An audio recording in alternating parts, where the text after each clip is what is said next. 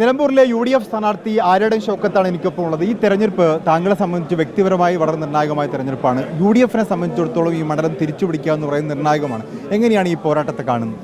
ഇത് തീർത്തും ഞാനതിന് കൃത്യമായ ഗൗരവം കാണുന്നുണ്ട്. അത് രണ്ട് കാര്യമാണ്.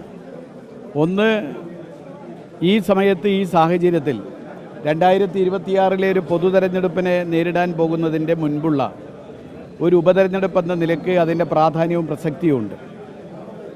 മാത്രമല്ല, ഇടതുപക്ഷ ജനാധിപത്യ മുന്നണി കഴിഞ്ഞ 2 ടേമായി വിജയിച്ച ഈ സീറ്റ് തിരിച്ചു പിടിക്കുക എന്ന് പറയുന്ന ഒരു വലിയ ദൗത്യം കൂടിയാണ് പാർട്ടിയും UDFും എന്നെ ഏൽപ്പിച്ചിരിക്കുന്നത്.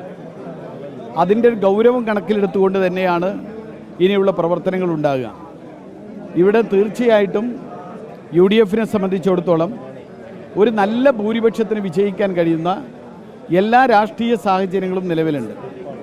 മാത്രമല്ല, കഴിഞ്ഞ ആര്യാടൻ മുഹമ്മദ് കൊണ്ടുവന്ന വികസന പദ്ധതികൾ, ആ വികസന പദ്ധതികളുടെ ആ തുടർച്ച ഉണ്ടാകും എന്ന് തന്നെയാണ് ഉണ്ടാവേണ്ടതാണ്. അത് കൊണ്ടുവരാൻ, ആ തുടർച്ചയുണ്ടാവാൻ, അതിൻ്റെ പ്രവർത്തനങ്ങൾക്ക് മുന്നിൽ നിൽക്കാൻ, അതിൻ്റെ ആവിഷ്കരണത്തിൽ, അതിൻ്റെ പ്രവൃത്തിപഥത്തിലേക്ക് എത്തിക്കാൻ അതിനുവേണ്ടിയുള്ള അശ്രാന്തമായ പരിശ്രമം ഉണ്ടാവും. അതോടൊപ്പം തന്നെ നിലമ്പൂരിലുള്ള കാട്ടുമൃഗശല്യം നിങ്ങൾക്കറിയാം. 50കളിലും 60കളിലും നിലമ്പൂരിലേക്ക് കടന്നു വന്ന മലയോര കർഷകർ, ആ മലയോര കർഷകരാണ് ഇവിടെ വന്ന് ഈ മണ്ണിൽ സ്വർണം വിളയിക്കാൻ കഴിയുമെന്ന് നമ്മളെ പഠിപ്പിച്ചത്.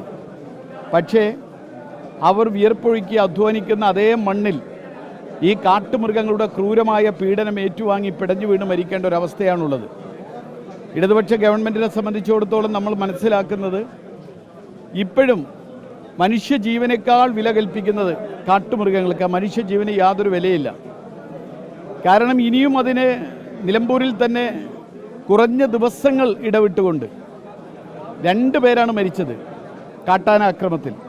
പക്ഷേ ഇപ്പോഴും അത് വരാതിരിക്കാൻ, ഈ ജനങ്ങളെ സുരക്ഷിതാവസ്ഥയിലാക്കാനുള്ള യാതൊരുവിധ പ്രതിരോധ സംവിധാനങ്ങൾ ഉണ്ടാക്കിയെടുക്കാൻ ഇതുവരെ സർക്കാരിന് സാധിച്ചിട്ടില്ല. അതുപോലെ തന്നെ കടുവ ആക്രമണം നമുക്കറിയാം. ഇങ്ങനെയൊക്കെ ഉണ്ടായിട്ടും സർക്കാരിൻ്റെ ഭാഗത്തുനിന്നൊരു ചലനമില്ല എന്ന് മാത്രമല്ല, ഇങ്ങനെ കടുവയുടെ പ്രസൻസ് ഇവിടെ ഉണ്ട് എന്ന് ഗവൺമെൻറ്റിലേക്ക് കത്തെഴുതിയ DFOയെ അതിന് പ്രതിവിധി ഉണ്ടാക്കണമെന്ന് വളരെ നേരത്തെ ഗവൺമെൻറ്റിനെ അറിയിച്ച DFOയെ സ്ഥലം മാറ്റുകയാണ് ചെയ്തത്. ഇങ്ങനെയുള്ള കുറേ വളരെ ദയനീയമായ അവസ്ഥ ഇന്ന് കർഷകർ അനുഭവിക്കുന്ന, ഏറ്റവും മലയോര കർഷകർ അനുഭവിക്കുന്ന ബുദ്ധിമുട്ട്, ആദിവാസികൾ അനുഭവിക്കുന്ന ബുദ്ധിമുട്ടുകൾ, ഇതൊക്കെ ഈ തെരഞ്ഞെടുപ്പിൽ ചർച്ചയാവും എന്ന കാര്യത്തിൽ യാതൊരു തർക്കവുമില്ല. അതുകൊണ്ട് തന്നെ ഈ തെരഞ്ഞെടുപ്പിന് വലിയ പ്രാധാന്യവും പ്രസക്തിയുമുണ്ട്. 2026 തൊട്ട് മുൻപുള്ള ഒരു ഉപതെരഞ്ഞെടുപ്പ് എന്ന നിലയ്ക്ക്, അതിൻ്റെ സെമി ഫൈനൽ എന്ന നിലയ്ക്ക് അതിൻ്റെ ഒരു ഉത്തരവാദിത്വം, ഒരു മത്സരിക്കാനുള്ളൊരു ഉത്തരവാദിത്വം ഒരു പാർട്ടി എന്നെ ഏൽപ്പിച്ചിരിക്കുന്ന വലിയ ഗൗരവത്തോട് തന്നെയാണ് കാണുന്നത്. 2 ചോദ്യം കൂടി. താങ്കൾ ഇവിടെ പഞ്ചായത്ത് മെമ്പറായി, പഞ്ചായത്ത് പ്രസിഡന്റായി, മുനിസിപ്പൽ ചെയർമാനായൊക്കെ വന്ന ആളാണ്. പക്ഷേ 2016 ഇവിടെ തന്നെയുള്ള ഒരു PV അൻവറിനോട് തോൽക്കുന്ന സാഹചര്യം ഉണ്ടായി. പക്ഷേ ആ 2016 കഴിഞ്ഞ് ഒരുപാട് കാലങ്ങൾ കഴിഞ്ഞുപോയി. ഇപ്പോൾ ആ 2016മായി കമ്പയർ ചെയ്യുമ്പോൾ എന്ത് അനുകൂലം? നിങ്ങൾ കമ്പയർ ചെയ്യുമ്പോൾ നിങ്ങൾക്ക് സാഹചര്യങ്ങളൊക്കെ നിലമ്പൂരിൽ ഇറങ്ങിയാൽ അറിയാൻ പറ്റുമല്ലോ. നിങ്ങൾ നിലമ്പൂരിൽ ഇറങ്ങി ഈ സാഹചര്യങ്ങളൊക്കെ നിങ്ങൾക്ക് അന്വേഷിച്ചാൽ തന്നെ പഠിക്കാൻ പറ്റും. ഞാൻ പറഞ്ഞല്ലോ, ഈ 2 ടേമായി നിലമ്പൂരിൽ, ഈ കൃത്യമായി പറഞ്ഞാൽ നിലമ്പൂരിലുണ്ടായ വികസന മുരടിപ്പ്, നിലമ്പൂരിലുണ്ടായ അനാഥത്വം, ഇടതുപക്ഷ ജനാധിപത്യത്തിനുള്ള ഭരണകൂടത്തിലുണ്ടായ ഈ അനാഥത്വം, അത് നിലമ്പൂരിന് കൃത്യമായി ബോധ്യമായിരിക്കുന്നൊരവസ്ഥയുണ്ട്.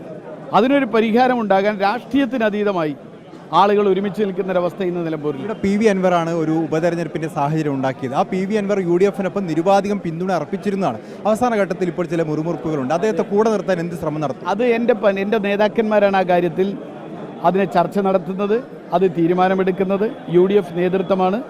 അതിലൊക്കെ നേതാക്കന്മാർ ചർച്ച ചെയ്ത് യുക്തവും വ്യക്തവുമായ തീരുമാനം ഉണ്ടാവും എന്നാണ് പ്രതീക്ഷ. താങ്കൾ സ്ഥാനാർത്ഥി എന്ന രീതിയിൽ ഒരു ആശങ്കയില്ലേ ഇക്കാര്യത്തിൽ?